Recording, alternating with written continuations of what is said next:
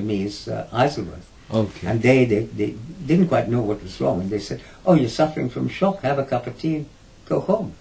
Well, I knew that there's something else as well. Something more drastic has happened to me. So I phoned Charing Cross and I asked a sister there, could she arrange for an ambulance to pick me up and take me into Charing Cross, because I feel there's something more. Mm-hmm. So, which they did. When I went there, they immediately sent me off to Atkins and Molly, because they didn't have an MRI scanner. Okay. And this detected positively that I damaged my vertebrae and that they'd collapsed. And that's what left me paralyzed. Okay. So anyway, cut a long story short, they operated on me. They took a couple of bones from my hip and placed them through the front of my neck into the 5th and 6th vertebrae and then fused them together. Okay. I wore a hard collar for about a year. Mm-hmm. And after that, I was back driving, more or less back to normal again. Until 10 years later, I noticed my balance was going a bit. Mm-hmm. And this was due to the bones which they had fused together. They started wobbling about.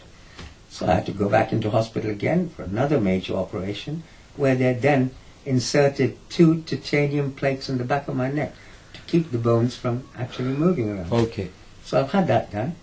And I've had other mishaps, like, I forgot to mention it, that I have had my kidneys removed in 1966 in the month of December.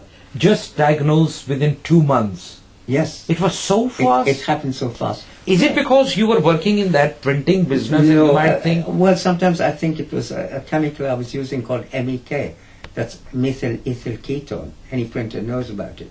It's to raise rubber blankets, you know. When you've got a low spot on a rubber blanket, you put this stuff on with cotton wool and it raises it to bring safe changing. Did you ever try to no, find out the reason? No, I didn't, because I then found out that I lost a brother with the same complaint, and he was only 19.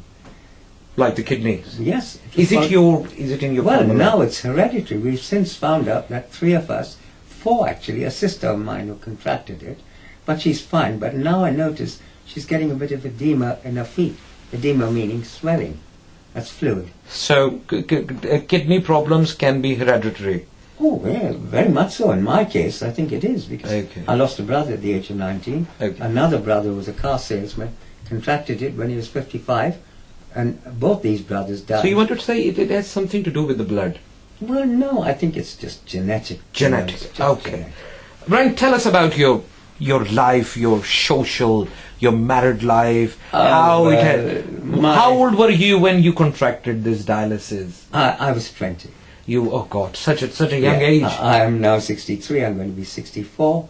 So I think I've done pretty well, you know. Oh yes, but with the passage of the time and you contracted dialysis, this kidney problem, how does it affect on your social life, your married life, or your family life? To be quite honest, Asif, initially it was like a great strain on me, because remember, I just got married, I had a daughter to support, and I had to go to work because things weren't easy. And having this profession behind me, which certainly helped, you know, being a lithographer, Mm-hmm. which is all aspects of the printing trade. I did it right up to about 6 years, even after contracting kidney problems. Mm-hmm. And after that, I found, well, it was started getting a bit heavy, loading these machines with heavy reams of paper. Mm-hmm. So I thought there must be something easier than this. Okay. And a friend of mine owned a cab company. There were very few taxi companies at that time. Oh right. So he said, Brian, why don't you come and do some part-time work and see how you get on to make a few pounds? And I did. I did Friday, Saturday and Sunday for about 5 hours. And I found, you know, I was making... It's more easy. It was no easy, but it was better than printing, you know. Oh yeah, because... And I was making enough money. As a matter of fact, I was making more than I was earning all week as a printer, you know. And I was like an assistant manager there. Okay. So I thought, well, this is an easier job, and I've got to opt for it. And so I did. And so then I became a cab driver. And but even during that time, there were spells. I had a transplant in 1971. It wasn't very successful, so Okay. I stayed a lot of time in hospital. So I asked them, I said, "Would you please remove it? Because I'm doing no work, and having a young family, I really had to work." Mhm. So they removed it. Kidney transplant. Yeah. You got it removed. Yeah, because it wasn't really functioning well. I spent more time in hospital because my white count was very low. Now your white count, if it's low, you're open to infection. Okay. So one has to be so careful. So in those days, they were very particular. So they tried to barrier nurse you and keep you in hospital. After I had the kidney out,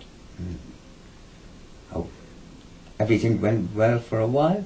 Went back to work, and I continued right up to 1987. By then, they said, "Brian, we've got to put you on." About 83, I started home dialysis, Okay. where I had a kidney machine in the house. Mhm. And this was a lot better for me because I could suit myself as to when I went on. Okay. So it fit ideally with my work. I did this in 1987, and I was just about to go on the machine, and I got a phone call from Charing Cross, and Brian, we've got another kidney. Do you really want it? Now, having this bad experience with the first kidney, I was a bit hesitant, Okay. whether it was going to work or not. It's a big gamble. So I decided, hell with it, I'm now divorced, and what the hell, let me go for it. So I went and Divorce? Why do you think your well, disease? there was a lot of strain in the family, because the wife had to help me build these kidneys, and she right. worked as well. So when I came home, and we both came home, she had to put me on dialysis. There's a lot of strain. So, that right. took its toll. So you all alone fight, and your determination is by Yes, yourself. and I got a bit of help with a chap, John. He used to come here and help me part-time. Mhm. Just to help me I set up the machine, but he dismantled it. Okay. And, we got on for about 3-4 years until this 1987, the transplant came up. So I accepted it, and lo and behold, within a week I was out of hospital. And the kidney was working very well, extremely well. Mhm. And they said, "Brian, you might as well go home, your kidney's fine." Okay. But I attended hospital 3 times a week, because they've got to have a close check on you. Okay. And this I did for about 3 months. Then it went down to once a month. And it was once in 3 months. And so it stayed. And I kept that kidney for about 6.5 years. Okay. It's only, I must say, my mother happened to die in 1993. Mhm. Remember, I had this transplant in 87. Mhm. When my mother died, I was extremely close to my mother. Okay. And I don't know if it's a shock or what, but my kidney started showing signs of deterioration. Mhm. So I went and saw my consultant, and he said, "Yes, Brian, this kidney is rejected."